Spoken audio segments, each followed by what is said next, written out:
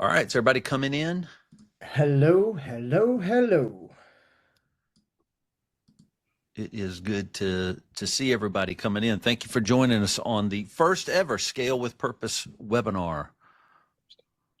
The first. The first. This is a first. Thank you all for joining us for this webinar. This is We going got to we got be to invite in all the note takers right now. So we let's get do. that let's get that going. Well, I'm sitting there thinking, I think we've got more note takers than participants. You mean we got 100 note takers? We got 100 note takers and about 5,000 attendees. So Well, thank you everyone for joining us. We really appreciate you taking the time to, talk about the book. yeah, this is exciting. Yeah, and y'all know, yeah, I don't know how long this webinar will be. This will be 45 minutes, 50 minutes, something like that. Gratuitous advertising for Jason Blummer on the previous slide. Right, and I've got my carbon shirt on. Cheers. That was a Thrival mug, so we got carbon shirt on. Um, so yeah, this is exciting. And if people don't know, so Ian, you and I wrote a book, Scale with Purpose, took a year and a half, almost 2 years. We did tons of research with a lot of people. We're going to show you some resources today, but the book was, man, it was a journey. It was a journey. And I think, what do you think? We're hearing that the book is really helping people. It's really putting some things together in their mind as to why things are so hard for people, I think. Yeah, I was surprised the book went out, and that was in December, and then folks had a chance to read it. I've been peppered with questions since then in terms of clarifying things or, encouragement around the book content and whatnot, and Mm, excitement for being able to provide resources, some of the resources that we have today, but we'll have a lot more. And so I just want to say thank you to everybody out there in terms of the encouragement. I thought, I didn't know what we'd get on the other side of this, and yeah, I've been pleasantly surprised. To yeah, anyone that writes a book, God bless you. It's a harrowing experience, yeah, but this was a labor of love, and I appreciate all the people who spent the hundreds and hundreds of firms that gave their thoughts and their advice and what they'd gone through to be able to make the book. So yeah, the real credit goes to all those people because we're just here as folks being able to put it into a cover. Let's put it that yeah, way. for sure. And so if you don't know us, so Ian and I have known each other for 15 years. I don't know, Yep, long 15, time. Yeah, long time. long time. So we've been collaborating together. Um, I've been on the coach side, coaching firms for 20-ish years, consulting with service-based firms to scale and grow, run my own companies, our own firm, and consultancy, a couple of different companies. And then Ian, you introduce yourself. Yeah, Ian Vason, been in tech for 30 years plus. Co-founded Carbon, so you might know that. Was at Zero, 3.5, brought to the States. Was at Intuit for 10 years and semiconductor stuff before that. I think I'm academic by nature. I'm a researcher by heart, and I am a student and curious of all of you in the accounting profession. So I just play an accountant on TV. Yeah. Well, and so I'm a real accountant, right? Which I don't do accounting in our firm. So I'm a CPA and into coaching and consulting. And you're an engineer by I am. training. Um, and so that's kind of where we come from. But we've both been in the accounting profession for yeah, a long time. I think I mean, total it's going to be 50, 60 years experience between us being in the profession. So we poured that into the book, which was a lot of fun. Um, and it's wild how much you learn when you do that. Okay, all right, let's do some fun stuff. So here's our agenda. We're going to give away some Giveaways, prizes, free stuff. free stuff. Then we're going to It's talk coming out of about. Jason's pocketbook. Thank you, Jason. Wait, I thought Carbon was funding this crap. Well, it's not uh, crap. And right, are it's you not asking for crap. this now? Yeah, well, and it is funny. Carbon funded a lot of Thrival's events for many many years, so that's why I have to like Ian. So thank you, Ian, for that. We're going to launch the live workshop, so we're going to be in person in Dallas. We're going to talk about that. That's fun. We Such are a going to cool do, place. yeah, Such a cool venue. it's a cool venue. And you get to hang out with us, which is the downside, but that's okay. That's a con to this, but that's okay. Come on for the food and the venue. We'll teach you a little bit. We're going to go through our resources. So there's some Google Docs you can download now. And but we want to teach through them. It's pretty complicated stuff because a lot of the stuff in the book's pretty complicated. So um, I'm here's the cool thing: download this as a spreadsheet, right? Open it in Excel, put your Claude add-on on there, and man, you are cooking with flames, man. That's how we had to build these resources with Claude. Which was awesome. And then we'll talk through a little bit of the book resources on our website when we go through that. All right, Ian, we good? We're good. Okay, you're gonna so what one thing we're gonna try to do is, Ian, you have a random number generator, I right? do. And we have a count of the total number of people here. So I am randomizing for our first person. Yeah, but Let me you get know the number. there's a lot of recorders on here. There are. So what I'm using is the count, and if it hits the recorder, I go to the next on the list. Okay. Okay. So what we want to do, and this was in our, actually, we did a book launch in November, and we had a card, right? If you were there at our book launch, which you'll see pictures of that, we said we're giving away prizes. So if you're on this webinar, you probably are on our book launch group list, which you definitely want to join. So we listed the prizes we're giving away. So we're making good on our promises that we're going to give away some prizes. All right, Ian. So the first thing we're going to do is give away a Remarkable 2 tablet. You ready? You're like a nerd I was so engineer. excited because I got the random number generator. It gave me the number, and I went down the list, and it wasn't a meeting recorder or a transcription Oh, recorder. So cool. it Okay. actually is a real person. And this Cool. real person's name is, you ready? I'm Remarkable ready. 2 tablet, everybody. In the chat, Rhonda. Congratulations, Rhonda. Rhonda. It's Rhonda awesome. is the winner of the Remarkable 2 tablet. Now I got to Come go on, in. Rhonda. That's awesome. All right. Okay. Some of these, man, I should have put these like in order because the big one is the workshop ticket. These are Yep. tickets are $22.50. You'll see they're on early bird right now, 33% off. So these are $1,500 tickets.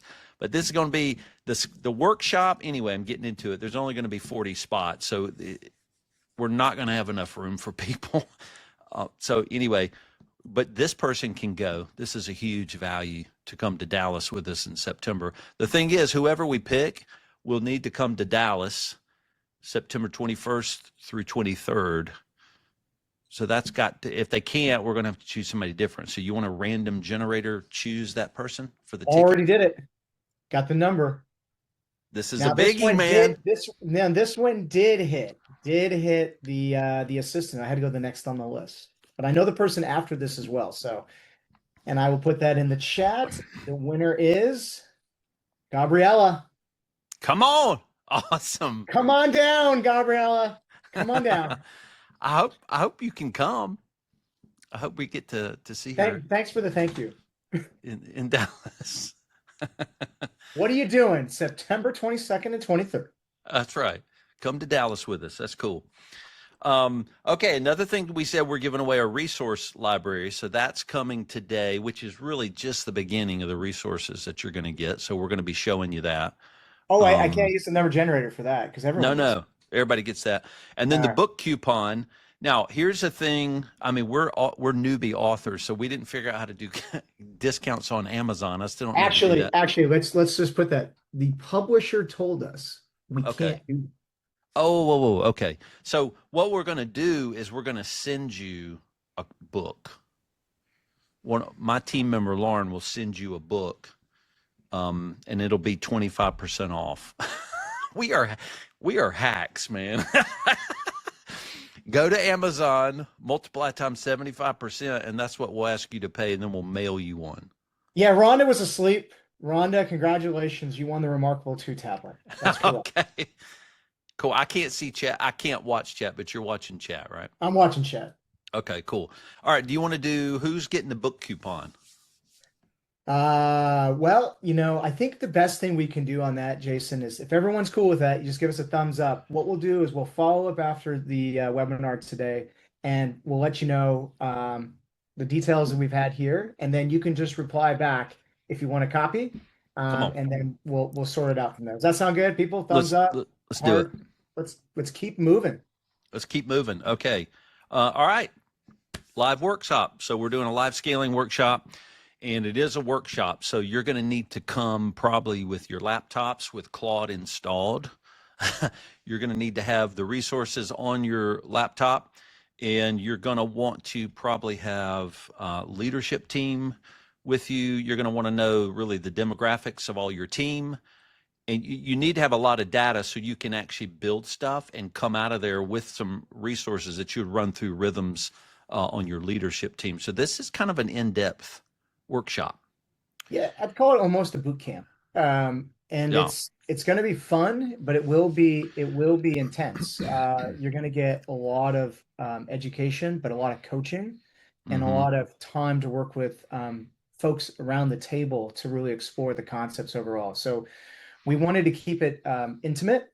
We wanted to have those who have been engaged in the book to be able to have a way to be able to bring those concepts to life. So you're going to be getting resources between now and then, but it's all going to culminate at that event where you're going to be able to get to, not a one-on-one version of how to scale, but you're going to be getting the true deep, thrival, deeper weekend-esque like education. And so we have scoured many cities. We picked Dallas for convenience. Everyone can get to, time of year. The location is amazing. Mm-hmm. There's things around it for you all to be able to have time with everybody there to meet and greet and do some social activities and dinner and all that sort of fun stuff. So we have really been trying to be thoughtful about location to have you get the most out of all of this. Yeah. It's gonna be cool. Yeah, it's just 40 seats, and what we're hoping, we had to pull some aside already for the people we interviewed for the book. So a lot of the people we interviewed, And were, Gabriella. And Gabriella. and Gabriella. So y'all all get to come. So there'll be some some special people there that you can meet. Hopefully, not all of them have committed. So not all 40 seats really still are now available. So. We don't know. We might have to expand it over time, but this first one, we just wanted to really spend time with people and build stuff together. Yeah. So we needed fewer people there. So it's not a lot of space. But what you'll do is fly in September 21st. That's a Monday. And there's tons of restaurants around there within walking distance. And couple of the hotels you'll see on the site are within walking distance too. And we'll just have some kind of cocktail hour that night. Then we'll do 2 full days, 22nd and 23rd, and then you fly back out the 24th. This You know, location. you can fly out the evening of the 23rd if you want as well. There will be stuff going on the 23rd evening if you want, but Yep, there's flexibility in the schedule. that's true. Okay, so let me just show you the site, just so you can get around. This is our site, scalewithpurpose.info. You may have been here. So the live scaling workshop is here, and you just kind of buy a ticket here. It is already 33% off through May 15th. $1,500, only 40 seats. We'll all be there. Here's some of the book launch pictures that we had. That is a shot. There's Dallas, but that's a shot of actually the space, the venue we'll be doing this in. And here's some of your hotels that you can come to. And Lauren Day on my team is really logistically setting all this up. Ian and I have run conferences for a long time. So you have these teams behind you actually doing all of this work. So you can see here, Lauren at thrival.com. You can email her about anything. She knows the venue and all of that. She's the one working with them, so she knows a lot of those things. So come one, come all. And we're locked All and right. loaded. Jason and I toured it. We've walked from the hotel over there. It's a nice little, 10-minute or so walk. It's a beautiful place. Yeah, very cool. Okay, so we're flying through this. We do want to do a little education on this Teaching webinar. time. Teaching time. So I know people are pretty busy in the chat, which is cool. So just do some Q&A. We'll have some time for Q&A at the end. And the Q&A really can be about really the hard part of knowing capacity, knowing your team, leading your team, restructuring firms. The book, anything in the book we can talk through, but we do have a few slides to just talk through for the education. But just ask us anything you want. We'll have some room at the end for Q&A.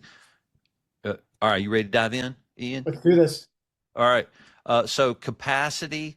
We're going to talk about MELT. MELT framework was a big thing in the book, where we actually started learning how to calculate the real capacity of the team that output, the work. These are the revenue generators. And so we have, some specifics we'll talk about on MELT. But one thing we talk about in the book is the 3 R's to maximize firm value. That was through the book in a few different ways. And it's wild how we learned these all go together when you're scaling companies, and a lot of service-based owners treat them separately. Revenue's not void, right, of the resources. Those are tightly wound together. So when we're out there building companies and we're dumping revenue into a services-based company, that gets to be dangerous if you don't start technically aligning capacity with revenue. And that's what the 2 R's are, the what and the who. And our spreadsheets start to do that on the capacity side, the resource side. Ian, thoughts? Yeah, you'll see what we're doing with the resources you're getting. We're starting off with the resources, then we'll be moving to the revenue and then the recipes. So we're bringing it all together. So the first part is really knowing, like, what is your true capacity that you actually have to work with? And you're going to see that a little bit later in that. Yeah, the 3 R's are the center point of the book. And, quite a lot of it comes from just lack of knowledge around our revenue and how important that is. So we actually start the book in chapter 5 on revenue, and chapter 6 we go into the resources because they are so intertwined. And then the recipes become the efficiency about how that drives itself through. So Yeah. let's get into the question came up was where's the Okay. download, Jason? We're going to get to that soon. In just a minute. Mick, gotta stay calm, stay patient. Yeah. We are going to give you a big old fat spreadsheet, a really big spreadsheet. And so this kind of supports what you said, taking in revenue and matching it with capacity always go together. This is part of the goal of the book. It's starting to be intentional. Starts to mean you track things differently in a services-based company. Things are not siloed. They're very tightly wound together. You'll see in the book, really, you hit 8 to 12 people, you really start to hit your first bottleneck, really, really hard bottleneck. Start getting in between the 800, 950,000 up to 1.2 million, whatever, 1.5 million. There's a lot of different ranges in there, but you really hit the skids at that area. And people go, why can't I grow? And that's the point when you start to turn on structure. You really start to turn on tracking capacity. You start to align revenue with capacity. You start to use tools like we're going to launch. So you find your job as a leader of a services company is not to produce revenue anymore, right? You want to give that to your team. It's really to start managing your company. And it takes a lot of work. A services company, there's a lot of work to manage with the team. So if you're starting to hit a bottleneck, it's time to really lean into some of the tracking that you have to do. It's knowledge you have to grow. And one thing in the book we talk, and Ian, we've talked about this, a lot. What the heck is capacity, right? That word is just used. Turns out it's a real specific word. We have a way to do it. And a lot of times I think capacity has been time, right? Time. It's like my team have capacity. Well, how do you know? Because I hired them to work for me, 40 hours a week. Turns out that's not at all what your capacity is at all. And of course, we're not working with, and Ian, in your past, you've worked with machines, right? You have been in huge working with machines, and these service-based companies are working with humans, really, really big. And so we we calculate a MELT score, which is a pretty complicated calculation. You're going to get the spreadsheet to do it. You want to run through these 4, Ian? You always got to love it when the the lawnmower guy shows up right in the webinars. That's why you know it's real, everybody. Okay. No, I can't hear the lawnmower I guy. know, it's great, isn't it? That's what these newfangled mics. I think so. What's interesting here is, again, I've been spending quite a bit of time on this, building the resources and working through them. And it's amazing where we think our capacity is at 40 hours, but the reality is when you actually get to the end of it, it might actually only be 27. So, typically we're taking off time off initially, that we have for our particular staff. So now we're getting to what our capacity that's available in that period. And then it's really understanding how each one of our humans are, because machines, they've got uptime, downtime, but we all got our own uptime and downtime. And so that's the nuances of this, which is to really be able to go through, well, how is the mind of the person doing the work? How are they emotionally set? Like, what are the things that ultimately stressing them and slowing them down? Where do we actually sit? We're hybrid, but are we in an effective environment? Are we actually out at an in-laws place and got kids running around? And then time in terms of what is actually able to be committed when you said you've done 40, or you really only actually have 36 because you've got to go pick up kids or whatnot. And, that's going to take away 4 hours of that. And so that percentage, when you put all that together and you discount that now from, let's say we're at 40, we might now be down to 36. Again, if we were going to lose roughly 10% of that. And so that's significant when we have that 4 hours of loss. And then we need to take that even further, because that doesn't mean we're actually doing actual revenue generating work at 36. That's just our starting point. Right. And that's where, again, a lot of people will when we interviewed, put a lot of buffers in. And they're like, yeah, I just, 15% I just take off. Well, what we've done in the book is really laid out exactly how do you do that with more thoughtfulness, so you can get a true sense of kind of where your capacity's at. How's that? Yeah, that's pretty good. You did good. Yeah. Yeah. So it all finds its way to something in the book called the team structure capacity chart. That's kind of the end point that summarizes your firm's ability to output revenue. It's what we call revenue devoted hours, RDH, revenue devoted hours, which we calculate in the book. So instead of talking about capacity or billable time, some of these things differ from definitions. An RDH, revenue devoted hours, is a calculated thing. It takes the human in mind, right? It considers the human. Those are the things we're trying to produce in the resource. And it may be true that if you download the spreadsheet, put it in Excel, open it in the Claude add-on, there's all kind of stuff you could add to it to really build out your firm in amazing ways, which would be cool at the live scaling workshop. It would be cool to see what people have done with the resource and how they've adapted it, because you all are just very creative people. You probably have your own needs that are all, service firms are very specific to the leader, the owner. And so y'all can bring a lot of amazing things. And I did want to say in the chat, somebody asked, is this recorded? This will be recorded and put on our website. So we'll link it out to a YouTube video. Also in the resources area, so you can watch it a little bit later. Yep. Okay, so this is what we talked about. This is a little bit more.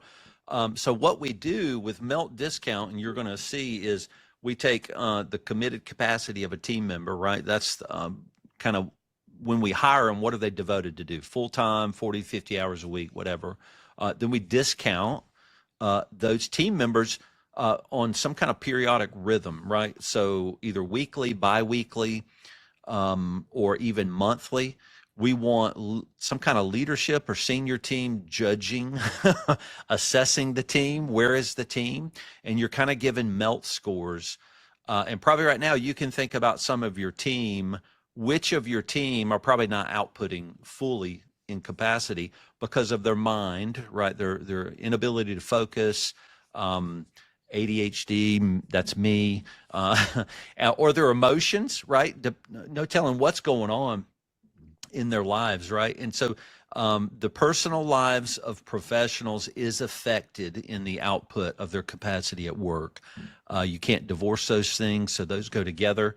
And so if somebody's going through a hard time at work, which you can't always ask that, you would discount them. The location, we've actually asked some of our team, hey, it's not working at home. Can you please go to a co-work?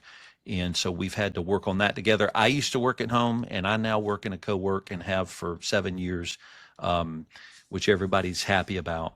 And then time, are they able to self-manage and actually leverage and use their time appropriately to do their work? So what we'll do is we would add a discount. So let's say this is a particular person and we're going to go, they are freaking struggling. So we're going to, this period of time, this rhythm where we're tracking this in this big spreadsheet, we're going to give them a discount of 7% on the emotion. We're thinking about having them go to a co-work. They're struggling a little bit at home. And I say at home, it could be anything, right? They keep going to Starbucks to try to do their best work without a second screen or whatever. And we do a 3%. And so the capacity discount, the total of these becomes 10%. And so this person can deliver 90% really on what we call their nominal capacity. And that's basically what they're supposed to do minus 10. And there's more to this calculation you're going to see. But at least we're starting to see the reality. The revenue devoted hours we have available from our team is not what we thought. We're looking for reality. We're looking for intention, to be able to grow this. So what else, Ian, on this? Yeah, I'm just saying, if you go to the book here, it's in page 115 if you're reading at home. We go through the different pieces of this, but what we do is give a little bit of examples. We also give some questions to think of, like if I'm on emotions, what part of the team struggle is focus is related to their emotions, troubled lives, families, general sense of anxiety over excitement. When you're calculating these, it's not a science when you start off with. It's your assessment, and they're private. These are things you do as the entrepreneurial leader or the executive team member of that, where you're understanding, where this is going to be, how you're going to distribute this, and you're creating what you believe is your definitions of those, and then you're allocating it across the staff and the team, and you will refine it. So, like Jason said, we're going to do this periodically. Could be doing it monthly. We could be doing it fortnightly or semi-monthly or bi-weekly, whatever you want to call it, depending where you are in the world. And you're going to start from that. And then as you go in time, you ultimately will get a firmer definition of what it is. And your variability of what you're doing is going to get less and less. But the key here is to start. Most people don't have this in their sort of toolbox. This is one of the key things versus a lot of folks, what they'll do is say, I'm just going to put in a buffer. Don't use buffers. You want to have something that's built on what your perception of what that human is going through. So you can ultimately take a proper discount. Well, and part of this is like, crap, I got to do this for every person. And that's why we wrote this book. You run a services organization. You are managing this by the human. Yeah. And it is not a floor in a manufacturing organization with 15 of similar machines, yeah, where they all output at similar rates. You could tweak them all at the same time. Humans are just not that, which gets to be frustrating. And I will say, we're not just talking about our team. We're talking about you on the call. We're talking about me. And it's really cool when you start to learn, I know when I'm going to struggle. I got some things coming up in my life, and my capacity output is going to really dip. And those are the things you want to start learning about yourself, because you are human too. As a leader, you're allowed to struggle, and you will struggle. So those things are really key. We're going to talk about this in a minute, but you might go, why would I track? I see your guy back there. I think he's about to blow off the porch with the. I saw him with. You don't even know how loud it is right now, Jason. Like, I'm barely able to even hear you. Okay. All right. We'll let Ian stay on mute. But what we're going to talk about is good example. My location, everybody. Let's take off a couple percentage points. We are docking you. See his guy back there, dude. I am completely docking you on your capacity spreadsheet. Totally. But eventually we're going to get to the resources, and you're going to see, why are we tracking capacity anyway? It's because you give revenue to these team. And one of the best ways we talk about how you do that is you assign. Assignment is a real clear way. You take a client, you assign it to a human. That's what we're trying to do. That produces better service, more efficient service, when every bit of revenue is assigned to a person on your team. Sometimes that's hard. Sometimes you can't do that, but we're trying to track capacity so that you can know, can I take revenue? And that's the first parts of the book. Chapters 4 and 5 really start to hook up revenue and capacity together. That's where we really start to make those points. All right. So we're talking about some big things in the book, the 3 R's, melt, Now we're going to just summarize some things for some principles of capacity analysis, which is the capacity analysis is going to lead us to the resource here. We ready? All right. So you do, why do I have a big blue thing? Okay. You do melt tracking by person. It's not a company tracker. It's a person tracker by person. Thoughts, that's a pain in the butt, right? To do it by person. But the issue is once you get a baseline and you go back to do it again, it goes that much faster. It's And really so, fast. yeah, it's a matter of just getting it going. That's the hardest. It's just the inertia. Yeah. Third party only. This is interesting. It is hard for a human to read capacity about themselves. Owners, now here's what we're not saying. Owners don't necessarily see capacity better, but the owner is typically, or the owner, the leadership team is typically the third party assessing their team. And I will say it's also hard for you as the human leader, possibly to know your own capacity as well. So what we don't do is we don't say to our team, hey, we got a couple of leads. Do you have any open capacity? Those are not things you ask team. There's too many lenses, too many personal lenses for a human to appropriately answer that. So how do we answer it? With data, with spreadsheets. That's the structure we have to start adding to actually be intentional about scaling, or you will blow your company up if you scale and try to dump in more revenue without the analysis side of the humans. So somebody makes capacity analysis about somebody else. That's kind of the direction. Thoughts on that, Ian? Whether you like it or not, you're the entrepreneurial leader of the company, and it's on you to be able to make sure you have to do these assessments. And it's whether you feel comfortable with it or not, it's what you need to do to be able to understand how all the work is going to be done and what are the resources required if you're short-staffed or if you're overstaffed. Those are the hard decisions. And to Jason's point, it all comes down to data. Mm-hmm. Yeah. Push work down. All right. So the bottom of the accountability chart converts more capacity into revenue. So delegate often. This is a really big part of an accountability chart, something made popular by Gino Wickman and Traction and EOS. Really cool tool. Our team structure capacity chart, the TSCC resource we're going to launch, is kind of would be a companion to that. The accountability chart we use is a visible representation of the team structure. The TSCC is more of a capacity tracker, and it's a lot more detailed than the accountability chart. But what you'll find in accountability charts is the leaders and the seniors and the owners at the top, you're living in more of a little bit of a chaotic environment because you're more visionary, strategic, high level. Ian, what'd you call that? The back of the book. That's the, what was the, I forgot the word. Ian's like, I don't know. Anyway, it'll come to me. Revenue production is done typically down at the lower parts of the chart. That's where the revenue is produced. That's the design. And of course, we all know none of that works perfectly. But owners who don't delegate work, which leave capacity available to do strategic, visionary work and growth and capacity tracking, they are the ones that struggle because revenue pumping to the top part of a chart is what bottlenecks a company, a services company. And so this is a really key. So anytime we're consulting with a firm, we're always asking, hey, owners, how much work do you do? It's a real easy question, and it tells us a lot. And we say, how long have you been doing that? And it always aligns with the bottleneck or the wall that they're at.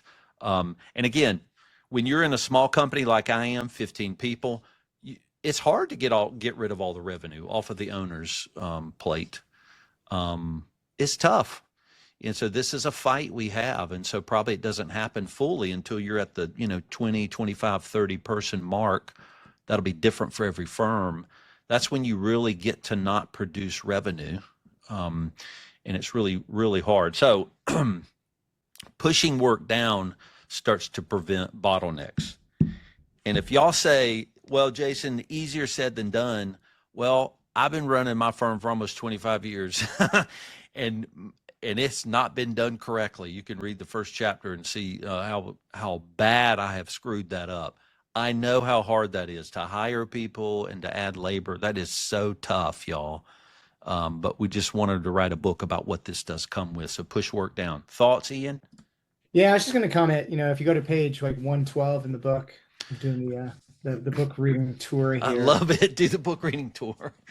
We talk a lot about value triads, made up of a lot of good fun terms there, but we talk about executive, director, manager, senior team. One of the things that we got back was, when we did the research, was really understanding what was the capacity that's used for revenue production. And you start at the team level, you're at 75 to 90% production, but when you get up to the executive, it's 20 to 30%. And one of the things that came back from folks was the really, am I only producing that much revenue?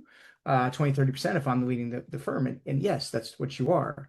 And folks we talk to and over again will say, well, I'm doing 50 to 60% of my time on revenue generating activities. And that's because we're not delegating. We're not pushing that down because we need to be focusing on driving new revenue, being able to understand the capacity of people, making sure we're doing the allocations correctly, those types of things. And so that's where this push work down becomes so critical, because if you don't do it, the chaos is going to only grow and get more complicated each day that Yep.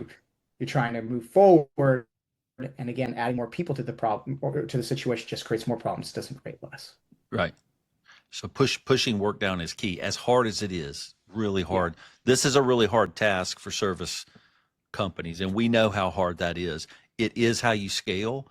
You won't have a choice, and if you don't do this, you will hit a wall that you can't surmount. It's a really Yeah. big. It's a hard thing. Roles versus people. This is a weird thing to distinguish, but roles are different from people. So when we consult with companies, we're building a company on top of a role. A role it's always titled appropriately, and it's always got a job description. For a full-time person, we're wanting to see a 2 or 3 page job description. So it's pretty detailed. The clarity is what drives a lot of the knowledge of this building. So a role is a thing you build that's needed by the company, and then you invite a human into it and said, would you like to embody this role for this salary? What you don't do is you don't accommodate a role for a person's personal situation, right? So a lot of examples we can run into. So somebody's in a senior role, during a really difficult season, they have to work 50, 55, 60 hours a week. And they come and say, hey, my rent went up. I need more money. And so what you're doing is you're saying, if the role was paying this and now you give more money for the role to a person whose rent went up, that's an inappropriate assessment. Y'all, we care about the humans that work with us, but what we're trying to do is separate. The person needs more money, and that's not a thing you can solve because your role can only pay this. And those things, it's a slight differentiation, but it's a really important thing, because when you have roles, you build them, you create them, you move, roles around. People, you deal differently with. They may be in the wrong seat. That's an EOS term. And so you may move a person around different role seats, right? So the role seats don't change, but the person can move. So roles and people are different. They're kind of separate. So you capacity track people. Roles are what you don't capacity track roles. Those are the things that are built that you need, and they're either full-time roles, part-time roles, contracted roles, whatever your company needs. So don't confuse those two when you're scaling. Thoughts, Ian, on that? A business is a living thing.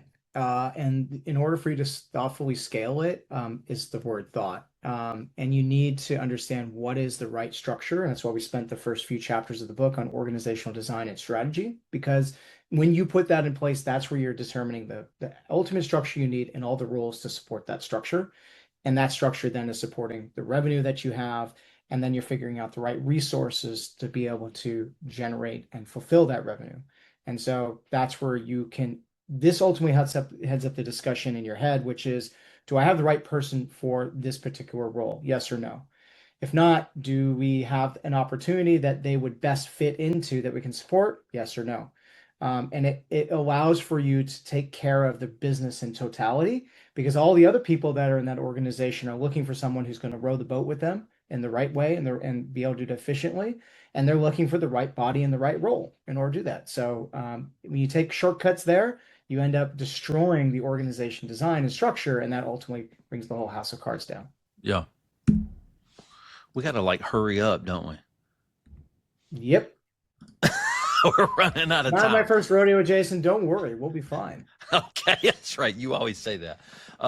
So always reassess, melt shifts as revenue and lives change. That's why we said do it often, right? It's a thing you track often. You have patterns, and of course we use AI to do this. You do this tracking with AI tools, generative tools.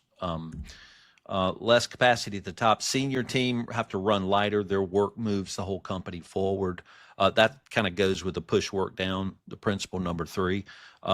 You're not supposed to use the capacity at the top of the chart for revenue production because you need so much to run your company, especially as it gets larger. It's really risky to hold capacity, revenue production in the capacity of senior leaders and owners. It also destroys your profitability. Totally. There's a lot of ways that it destroys profitability. So if you have a leadership team, they're very distracted. They're doing very high level, hard things. So it's hard for them to switch into a focused revenue production role. And if you have leaders switching in and out of that, they're very inefficient. So you're blowing through a lot more capacity than somebody who for 40 hours a week is in revenue production.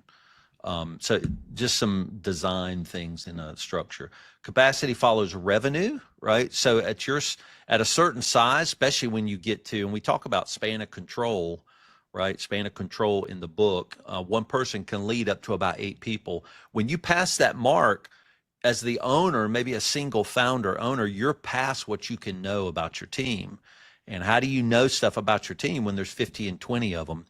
You start it's structuring with layers, right? With senior leader layers. That's the capacity value triads. You have to start inputting the capacity value triads with your team. You have to get your team, you have to get your company and expand it out when you start getting bigger, because then you can start pushing reporting and data up through it.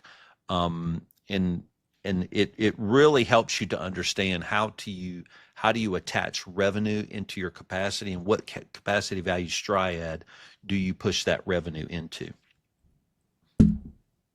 Capacity is not efficiency. Capacity is a thing we track. It's a thing we know. It's a thing we use to take in revenue or not take in revenue, right? Revenue, we talk about that. Revenue is not something you're at the mercy of. You actually have control over the type of revenue you pull in. But capacity is a tracked number, something you know for your company. Efficiency is really how a human is performing within how they're leveraging and using their capacity. That's where you need project management to help somebody be efficient. You don't use project management on the capacity. Leaders are often tracking capacity. So it's just weird things, and they all go together. We got to know you have capacity. Now that I know you do, because I have data and I'm tracking it, I'm going to lead you in a way that helps you be efficient to use that capacity in a way that produces the right amount of revenue. Those are the things we're trying to do as we scale companies. And that's what the back of the book talks about. How do we now make that capacity, that those resources efficient? So we spend a lot of time on operations management, calendar rhythms, and other techniques that help. Ton. All right. Resources. Here we go. Resources. They're like, hey, Ian and Jason, shut up and give me my spreadsheet. Give me the goods. Give me the goods. All right. So the capacity spreadsheet, that is on our website here, resources. So what we're going to be doing is we're going to continue to build out this. I'm going to make this bigger. You're going to see it evolve pretty heavily in spurts as we go between now and the September live event. And there'll be a lot of things that tie together at the live event that you wouldn't be able to get from just the resources alone. So the resources that we'll be adding will be delivering on those 3 R's. Yeah. And so the first R is the resources that we're tackling, which is just where am I standing in the capacity realm right now? Yeah, and as you read the book, you'll see it says grab that resource on our website. You know, it's funny. We did a webinar before, and I think I said in that webinar, hey, these are coming out in January. So here we are almost in May. Sorry, but it's just, that's how that works. We're making stupid promises. But we've got some resources. Probably this will be updated. I do want to show you what's on here, but you can take the entrepreneurial mindset matrix survey. That's in the first part of the book. These are some carbon generated surveys. Service organizational leadership survey, that's another survey you can take. These links will just take you to a Google Doc, and you can download those. It's a viewable Google Doc. So there's two different spreadsheets. This team structure capacity chart is populated with this case study. This one is empty. This is the box y'all would click on now and go ahead and Now, truth be download. told, we tried to put this in the book, and the publisher said, no, that's just too much information. So we're putting it here. So what I love about this is that first one, that case study is a good read because it gives you the framing of everything you need to think about as if you were to look at somebody else's business and the different details that get spelled out and it helps to articulate why we're going to be scoring melt a certain way. How are we going to be looking at creating the RDP to percentage by looking at service versus organizational time spent? And then what we've done is we've taken all that information that's in that case study and walk you through it in detail. That case study TSCC chart, that spreadsheet, is where all that information gets quantified together in a single Excel spreadsheet for us to be able to generate what is true capacity. Right.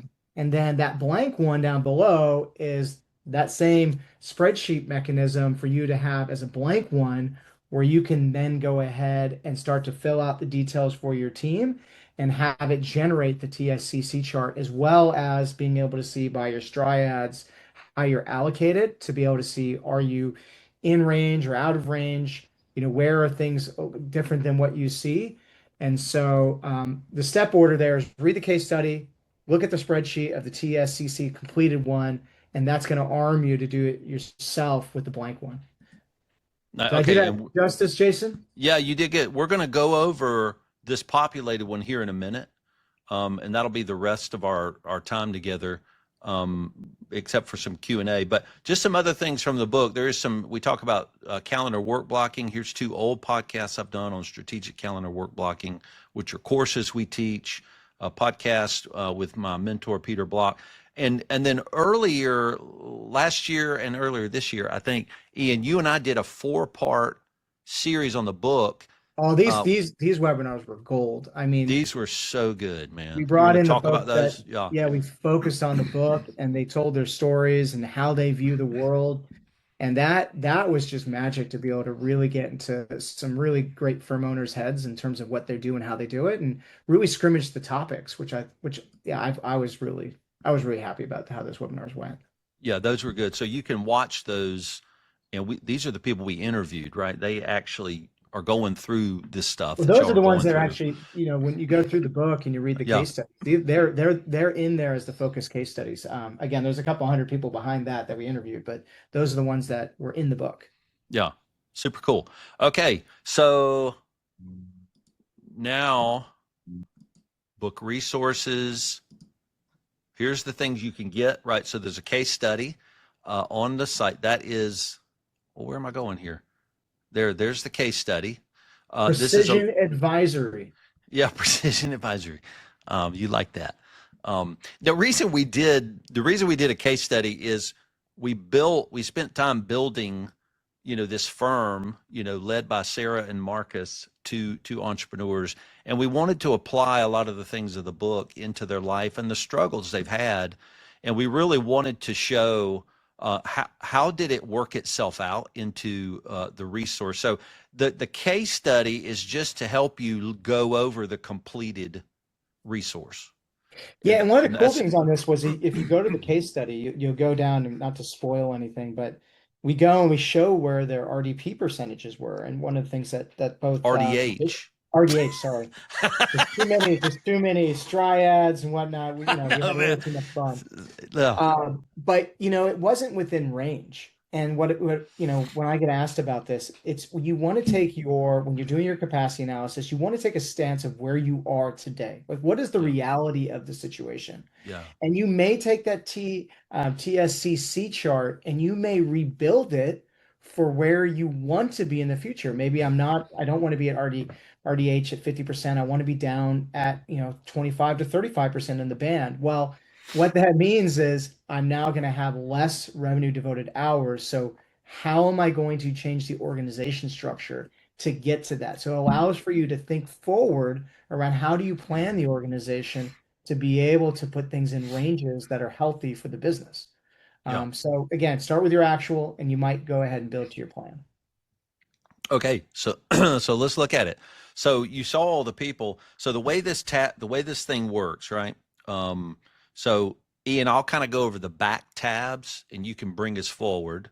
Yep. Um, the back tabs are the listing of your team, right? This all this does is list your team, and you're gonna score melt score anything that's highlighted. You can key into.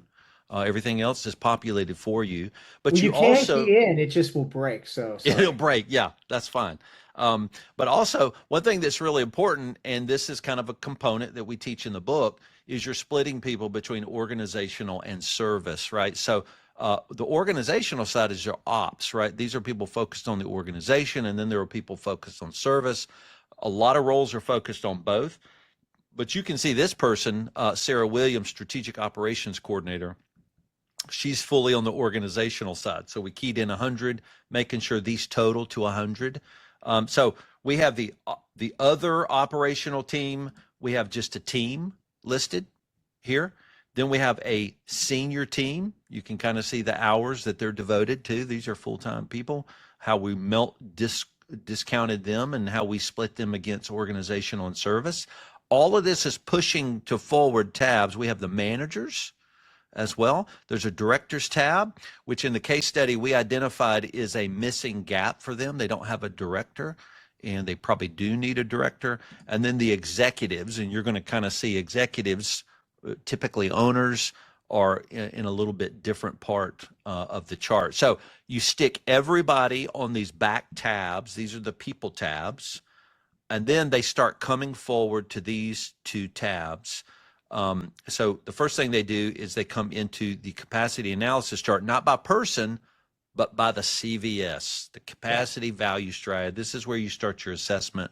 So Ian, you want to Yeah, so what we're talk doing talk here through is, this? yeah, the striads help you identify kind of where you're in or out of spec or out of bounds. So we put on the far right there kind of what the benchmarked range is of what is best practice. Again, we're striving to be there. We may not be there. We probably aren't in a lot of cases for like executives, so forth.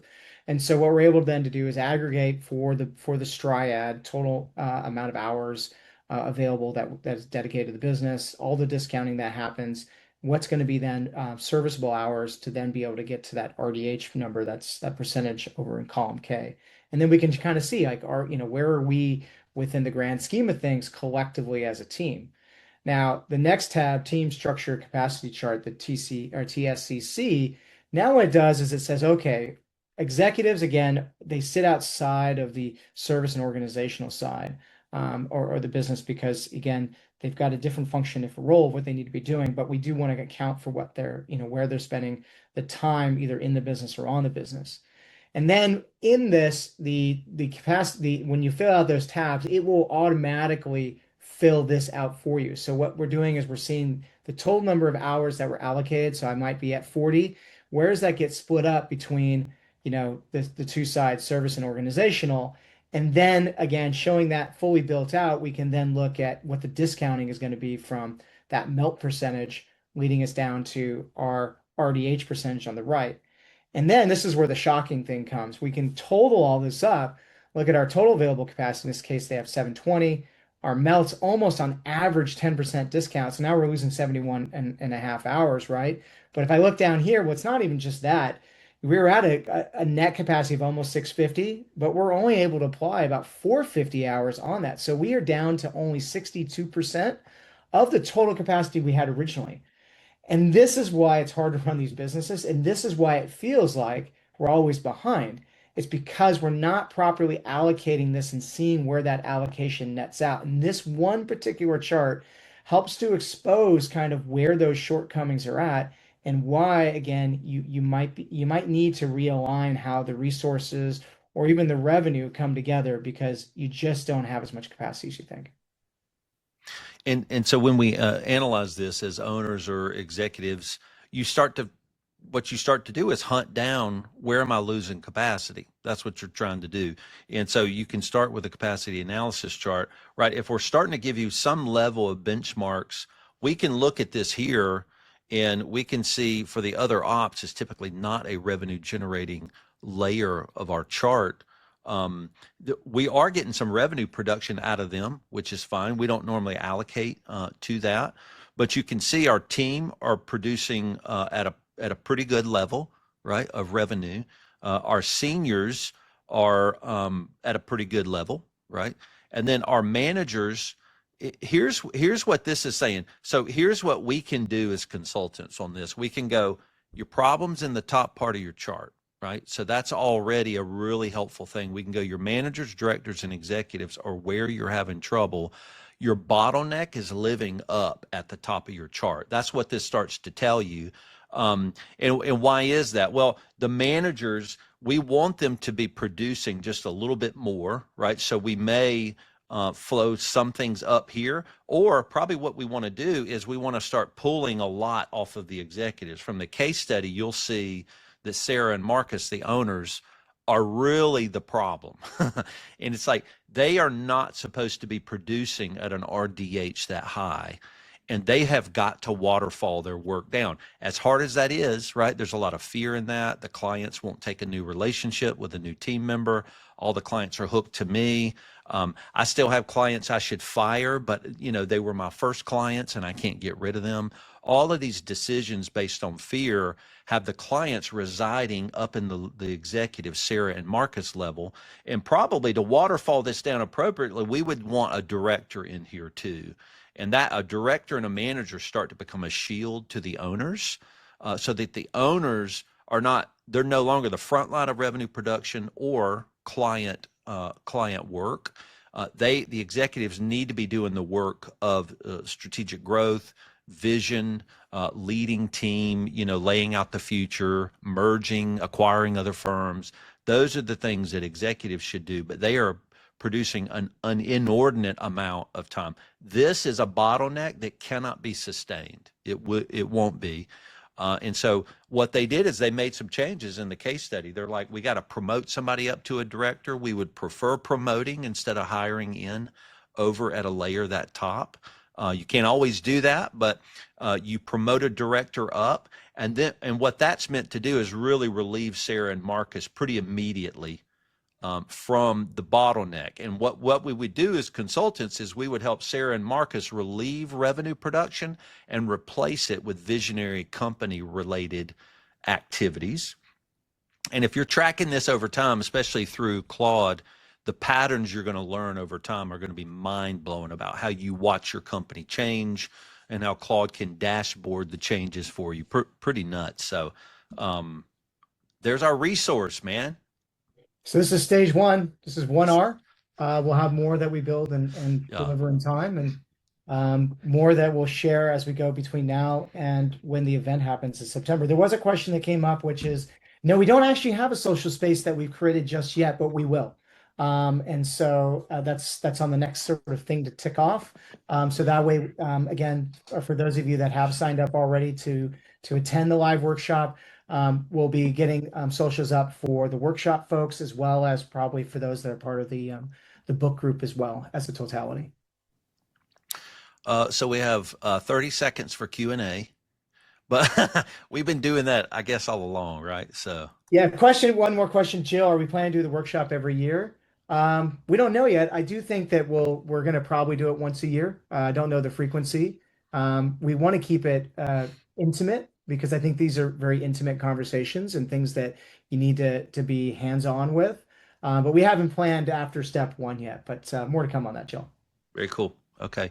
And really appreciate y'all joining us. So just remember, May 15th, the tickets go up. So And we only have 40, and there's already a group taken, so most people won't be able to come. So I hope you'll get in soon to that. So go get your resources. Go get your resources from the website. If you have trouble, hit up Lauren at thrival.com. We'll make sure it should be a shareable link. I put that up there. I don't know. Maybe I did that wrong. If you can't get it, just let us know. And then connect with Ian and I on LinkedIn. And we're trying to do a lot of promotions on the book right now. So he and I both will be sharing stuff on LinkedIn all the way up until the workshop in September. And we're just going to really enjoy each other in September. That'll be fun. Question came up. What was different between the preview copy and the regular copy? The things are, there's a slight different color change here where it doesn't say preview copy or preview copy. The only other thing that's different, I believe, is we have quotes and whatnot at the beginning of the book from those that had give us some thoughts on the book, as well as actually, I think the dedication was already in the preview. That was the only change. Maybe, yeah. Nothing else changed in the text. Everything was final. So if you have the preview copy from the book launch, that is the gold standard. You're not missing out on anything. Yeah, for sure. Okay. Oh, we're going to be hanging out even sooner than September. Where are we going to be, Ian? We're going to be at Carbon Next. That's June 1st in San Diego.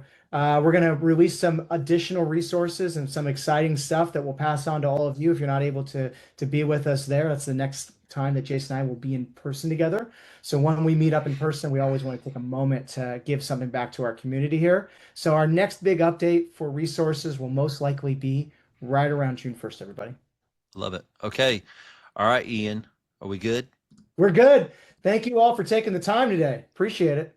Really thankful for you all. Thank you for reading the book. It was, we hope it's helpful. We're grateful that you read it.